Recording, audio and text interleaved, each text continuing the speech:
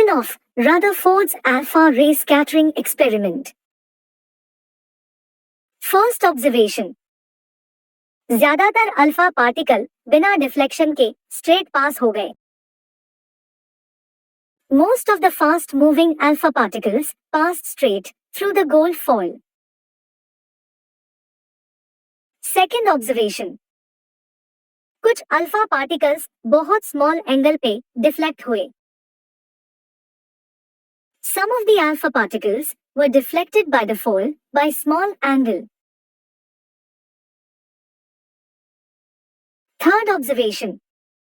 लगभग हर 12,000 पार्टिकल में से एक पार्टिकल गोल्ड फॉयल से टकरा के 180 डिग्री पे बाउंस बैक हुआ. Surprisingly, 1 out of every 12,000 particles appeared to rebound.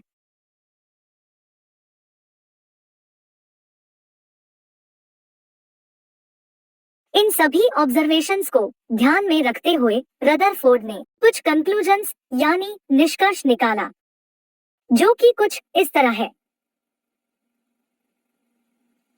ज्यादातर अल्फा पार्टिकल्स बिना डिफ्लेक्शन के ही गोल्ड फॉयल से पास हो गए, जिससे ये पता चलता है कि एटम का ज्यादातर हिस्सा एम्प्टी स्पेस होता है.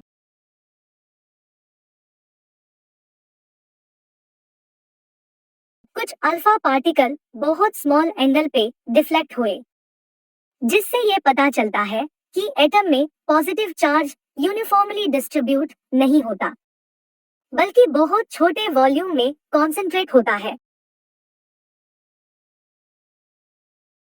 बहुत कम अल्फा पार्टिकल 180 डिग्री पे बाउंस बैक हुए, जिससे ये पता चलता है कि एटम में जो पॉजिटिव चार्ज पार्टिकल्स हैं वो बहुत स्मॉल वॉल्यूम ऑक्यूपाई करते हैं.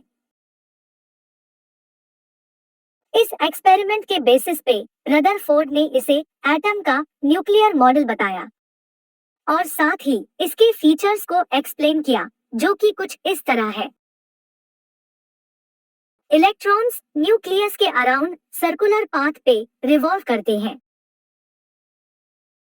एटम में जो पॉजिटिवली चार्ज सेंटर है उसे न्यूक्लियस कहते हैं, और इस पॉजिटिवली चार्ज सेंटर पे एटम का कंप्लीट मास कॉन्सेंट्रेट रहता है. न्यूक्लियस का साइज एटम के कंपैरिजन में बहुत छोटा होता है. Scattering experiment. जे थॉमसन पहले साइंटिस्ट थे जिन्होंने पहला एटॉमिक मॉडल डिस्कवर किया. इस एटॉमिक मॉडल को उन्होंने पल्म पुडिंग मॉडल नाम दिया. लेकिन इस एटॉमिक मॉडल की कुछ लिमिटेशन थी, जिसके कारण ये एटॉमिक मॉडल एटॉमिक स्ट्रक्चर को एक्सप्लेन नहीं कर पाया. थॉमसन के इस एटॉमिक मॉडल से सहमत नहीं हुए, जिसके बाद उन्होंने एक एक्सपेरिमेंट किया. रदरफोर्ड ने इस एक्सपेरिमेंट को अल्फा रे स्कैटरिंग एक्सपेरिमेंट नाम दिया और इस एक्सपेरिमेंट की मदद से एटॉमिक स्ट्रक्चर को एक्सप्लेन किया. तो आइए इस एक्सपेरिमेंट को डिटेल में समझते हैं. एनिमेशन में हम देखते हैं कि एक रेडियो एक्टिव सोर्स को लेड ब्लॉक यानी ग्लास कंटेनर में रखा गया है. इस रेडियो एक्टिव सोर्स से अल्फा पार्टिकल्स एमिट होते हैं.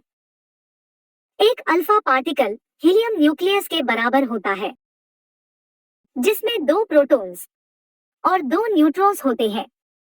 इसका मतलब एक अल्फा पार्टिकल में 4 यूनिट मास और 2 यूनिट पॉजिटिव चार्ज होता है. रेडियो एक्टिव सोर्स के आगे एक थिन गोल्ड फॉयल को रखा गया है, जिसकी थिकनेस लगभग 210 नैनोमीटर है. इस गोल्ड फॉयल के चारों तरफ जिंक सल्फाइड की स्क्रीन लगाई गई है, जिसकी मदद से अल्फा पार्टिकल्स को डिटेक्ट किया जा सकता है. गोल्ड फॉयल और रेडियो एक्टिव सोर्स के बीच में एक ग्लास स्लिट को रखा गया है, जिसकी मदद से अल्फा रे को स्ट्रेट और नैरो प्रोजेक्ट किया जा सकता है.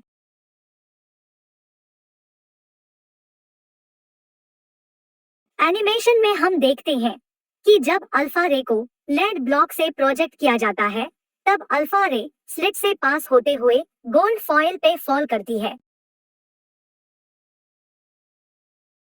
अल्फा रे में जो अल्फा पार्टिकल्स हैं, वो गोल्ड फॉयल से स्कैटर होते हैं और डिफरेंट एंगल पे डिफ्लेक्ट होते हैं। ये alpha particles zinc sulphide screen पर एक ब्राइट फ्लैश लाइट प्रोड्यूस करते हैं, जिसकी मदद से अल्फा पार्टिकल को डिटेक्ट किया जा सकता है। आइए अब जानते हैं इस एक्सपेरिमेंट के ऑब्जर्वेशन के बारे में।